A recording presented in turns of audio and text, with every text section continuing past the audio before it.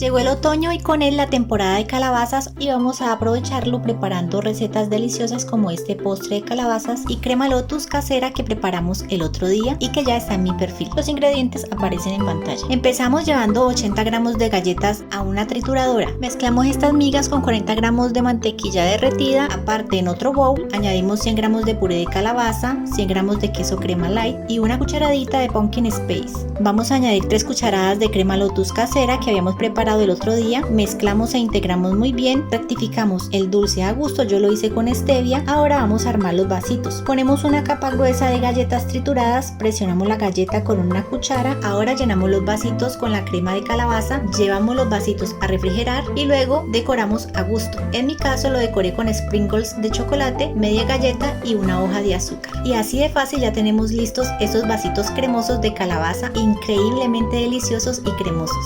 Sígueme para más.